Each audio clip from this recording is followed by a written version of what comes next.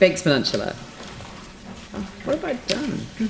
Oh, there's several of them. Yeah, I know. Good morning, Leanne. Good morning, councillors. Good morning. Good morning. There's just 3 items that we'd like to highlight from our report this month. And to start off with, we're going to look at the head-to-head walkway, which was actually at last month's meeting, excuse my voice. I think it was Councillor Kewen asked for some information about it. So here we have a map. I'll just start off by saying that this is a long-term project, and it's to create a continuous walkway from Godley Head to Adelaide Head. Really, it's an exciting project, and I would just like to acknowledge the fact that once again the community are very passionate about it, and also to acknowledge Paula Smith that's here today. She really worked hard to drive this project in her time, and I'm sure she's still pretty passionate about it. It's something that we believe will attract visitors from locally and throughout the country, so it's something that's worked on pretty hard by the group of people that come together.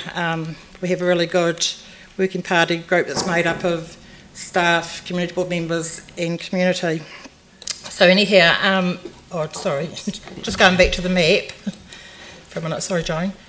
The areas in white are the parts of the track that have already been finished, and then we have the parts in red that are going to be worked on shortly, and the bits in orange are to follow. So you can see there's quite a lot of work there, and one of the challenges will be the going through private land and negotiating with landowners and things like that, because it really is something that if the walkway can be kept as close to the coastline as possible would be great, but obviously it needs to go through in some areas private property, so that's all negotiations that have to happen going forward. This next slide is just per out of Church Bay is part that's going to be worked on shortly, and the community there are very happy to help out, and once again we're happy to see that community involvement. It's a good partnership. Now the next item is the Diamond Harbour Ferry. Here shows a slide of the changes that are happening down there on the wharf to accommodate LPC's staff car park. I did flag this last month that there's a lot of pushback from the community in regards to the buses being taken down to one that will be able to park down on the wharf. We've had several meetings with LPC, and they've listened to the community and the community board, and have come back with a new plan to accommodate 2 buses being kept down on the wharf, which is great. They're also looking at how people that are not able to walk across the wharf can be taken down through the security gates and dropped right off at the ferry, so we're really thrilled with that outcome. We just believe it's a real good one for the community, so it's really good. The next item is the Diamond Harbour Village Plan. I'd just like to introduce, we've had this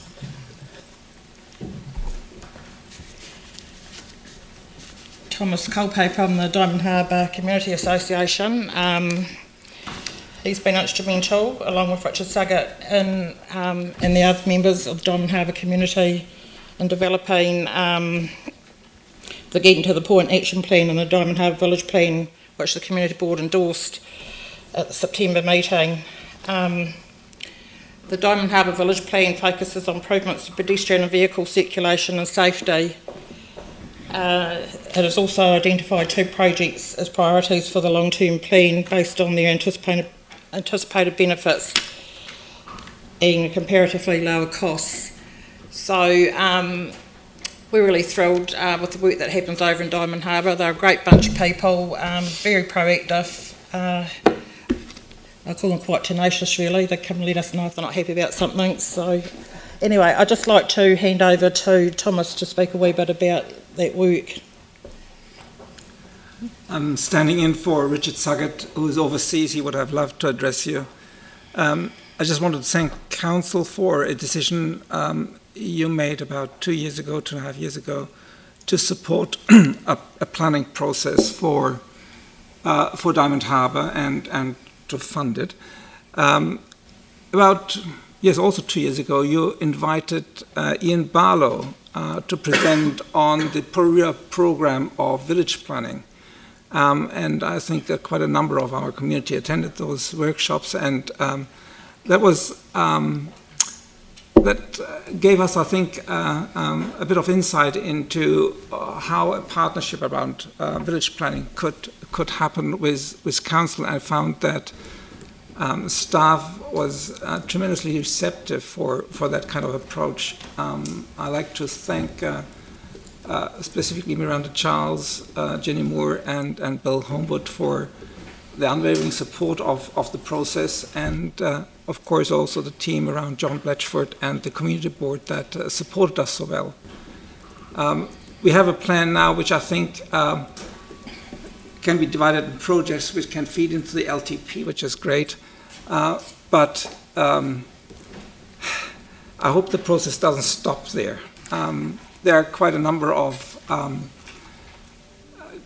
Diamond Harbour community initiatives, from the Reserve Management Committee down to the Diamond Harbour Community Association and so on, where there is, I think, capability to extend the partnership into things that where we hope we can not only plan but also do projects. And one of the problems we might face there is the interface with council, and where things are today much more complex than they had been maybe 50 years ago or 30 years ago, when the community built its own hall, or in the 80s when we built our health center. So things like health and safety provisions and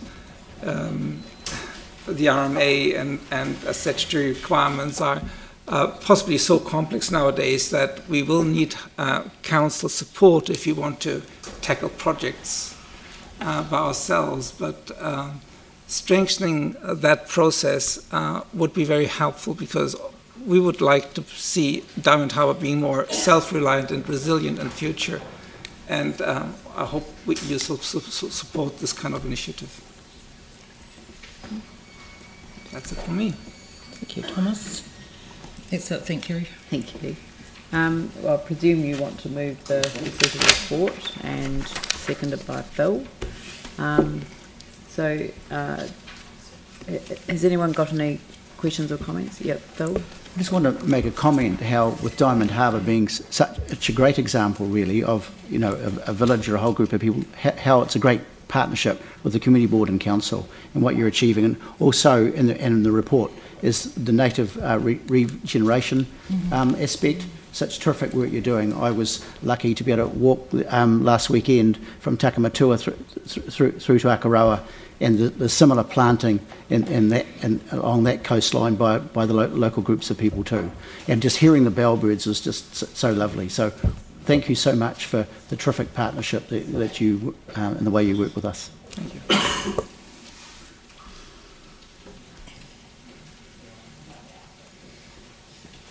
Sorry, just having a wee consult over that. Yanni. Thank you. I just note on page 13 that you make reference to Takapaniki Reserve, and yes. I mean, I was fortunate enough to have the privilege of being on the hearings panel when we did the conservation. I think it was the conservation report or the hearing. So you haven't really touched on it in your presentation, but is there anything that you could just let us know about that in terms of a timeline for getting the reserve management plan in place? And also I was kind of wondering if that was coming to council at any stage before it goes out, or if it's just going back to community board. It's out for consultation at the moment. We did have a deputation, I think it might have been 2 months ago, and obviously we were really thrilled with the work that's happening over there. The fact that they want to look at the areas, the whole area around the tapu situation and that, and look at putting heritage value over there. So at this stage it's out for consultation. I think that finishes in the end of December, then I would imagine it would come to council. I'm not quite sure what the next steps are after that. Do you know? No. Like a memo or staff just to send us around some information about sort of Council's interested, we'd certainly get back. Yeah, That'd be more than really happy to. Maybe we could bring it back in our next report. Yeah, I think that would be the easiest thing, is just an update in the next report and maybe a little bit of a focus on it. Yes. Yep. It's a really special site. Oh, It is a absolutely, hugely agree. special site. Yeah. And it was quite... I'm actually the chair of the working group Oh, yes. at Peninsula, so it is in the submission stage, and then we'll come back to they'll look at the submissions over the holiday period and come back in the new year to look at what the next step might be with it. Yes, it is an exciting project, and the management plan will just reflect what we'll be able to do on that. The national status of it is still in our sites to look at that down the track. So look, there's a number of steps that need to go through first before we bring it to council. It will come back to the community board and then come to you. But that was approved by council in 2012, that we seek national reserve status, according to this report. So that, I mean, it may well be that in 2017 we should be re-endorsing that as a new council. So I mean, that might be something that you could put in your report as a recommendation, that we reaffirm our support for that objective. Yeah. Yep. The management plan does talk about it. Yeah. Okay. And thank you for raising that, Yanni, because yes, we do believe it's very important too, what's happening over there. So thank you. All right. Okay. Well, I shall put that motion. All those in favour say aye. Aye. Those opposed say no. That's carried. Thank you. Lovely. Thank you.